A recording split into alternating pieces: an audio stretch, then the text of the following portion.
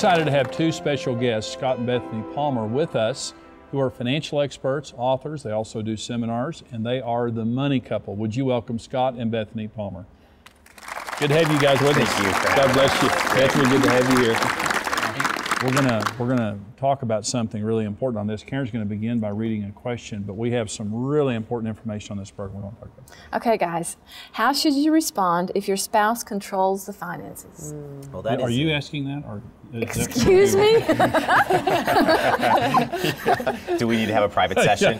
Well, maybe. You know, control is a huge, huge issue financially in relationships.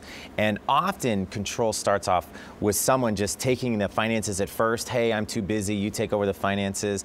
And the other person tries to jump back in maybe a year, maybe 2, maybe 30 years later. And the other person is like, no, this is my area, this is what I control. And control can just have the most devastating effects on a relationship anyways. But when you throw money in there, what often it leads to is something that Bethany and I call financial infidelity. And financial infidelity is any hiding, hoarding, secret accounts, just anything you can think of where you're really going out of your way so that your spouse is not finding out about what you're doing with money.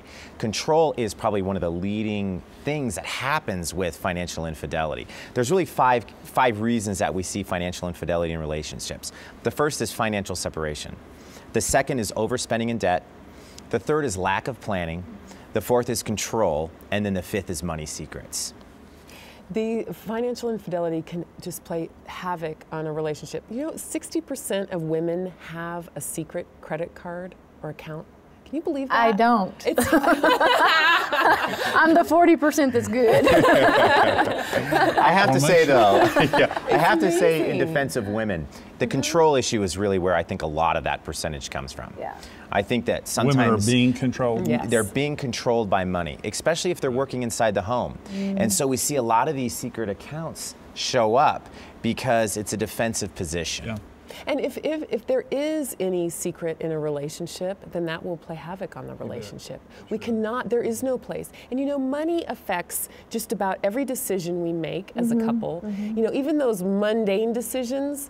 And so if you're hiding money, it is just can play havoc. You know, we see financial infidelity play out in relationships in the big way, like secret credit cards, secret accounts. It's so easy now to hide money, which is kind of hard, but you know, you have all the online and people have statements sent to their work, but it's also the little financial infidelity that can really play havoc. For example, you say you're only going to spend $100 at the store, but you really spend $200 and you don't say anything. And you say, I'm like, as a matter of fact, I just committed financial infidelity not all that long ago, and You realize it's getting taped, right? yeah.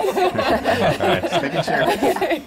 And you know, I said that I was just going to buy one pair of pants, and I was online, and I ended up buying a pair of pants and a blouse and another jacket, and you know, it's just so easy to creep in there, and it really, there is no place in a relationship, in a good relationship for that. And I needed to say to Scott, because as a matter of fact, the clothes showed up on the doorstep, and he was like, "Well, honey, I thought you were just going to get a pair of pants." It's a big box. Yeah. And a big bill. Exactly. So you're saying that you should discuss everything. Yes. Absolutely. Because on another program you talked about have a money huddle, Yes. where you discuss everything. So financial fidelity means staying true to Absolutely. the agreements that you've made and talking about things before you're done. Absolutely. And I did that, and I returned the other two things because we didn't agree to that, and that was my mistake and my fault. And so it's just, we have to own up to it. And a lot of times it's easier, especially if you have what we call a spender money personality, where you like to spend, which you're looking at me like maybe that's, but you know, it's really easy to do that. It's really, so you have to fess up and you have to say, you know, no, that my relationship is more important than my desires. Well, I know for Jimmy and I, he likes to spend, and I like to save. Okay, all right. Yes, I had the look on your face like, how dare you spend? I like you, Becky. But, you know, the more we've been married, the more I can we trust each other. And so, you know, he always was just like free to buy for himself. And I was just like, no, I don't want to buy for myself. And so as I've watched him enjoy himself buying, I've caught myself, hey, I want to buy them for me now too. So now we've reversed roles. Great. But you know, I agree with you. There's an honesty though that I would never do anything without, you know, over a certain amount without sitting down and talking to him. But I also know that I could spend, and I know he wouldn't care. And we call that a money commitment. You know, what is the amount of money that you agree upon together that you won't spend without consulting the other? And you know, and now the use of technology can be so good. I mean, you could take a quick picture of something that you want to buy and, hey, honey, what do you think about this? You know, those kind of things. I mean, there's ways that you can do it, but that money commitment to each other that you won't go over, especially if you have a spender money personality inside your relationship, it's so important to have that. Let me go back to the issue of control for just a minute, because that's a huge issue. Yes. How do you break that? Like, I know two ways, people watching right now that control, and they feel like their spouse is out of control, or they're just smarter, or their ways are just better, and so they're controlling. And also the person being controlled. I mean, talk about that for just a minute. I think the person being controlled has to say something. They have to say, listen, we have got to get this under control, because the more you suppress me financially, the more I just want to have financial infidelity.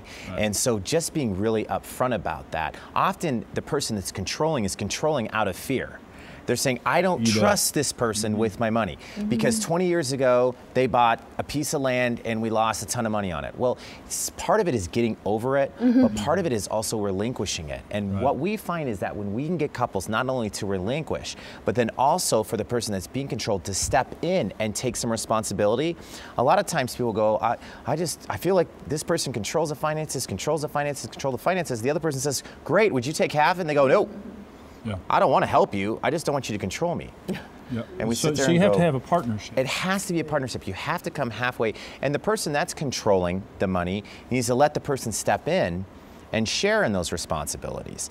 And when that happens, that the healing is just, it's almost instant. And it also teaching the other person, hey, this person's been working really hard on this for a long time. And that's where you can encourage your spouse and say, hey, I didn't even know that we had a retirement account. I can't believe you've been doing this for the last 15 years. I think with Jimmy and I too, what always made me feel more secure is if we would be willing to pray about it. Absolutely. You know, we would, you know, stop and ask the Lord and pray about it and just get peace about what we're about to do. I mean, it was like, okay, it's okay then if we spend $100,000 if God says, or not. Thank you for watching Marriage Today with Jimmy and Karen. Support Marriage Today with your best gift and receive the series You, Me, and Money. Follow your interests and get social by connecting with Jimmy and Karen and the Ministry of Marriage Today on Twitter. Become a rock-solid partner today and equip yourself with the tools you need for a successful marriage. $14, $28, or $56 per month. Choose the partnership level that's right for you. Become a rock-solid partner today.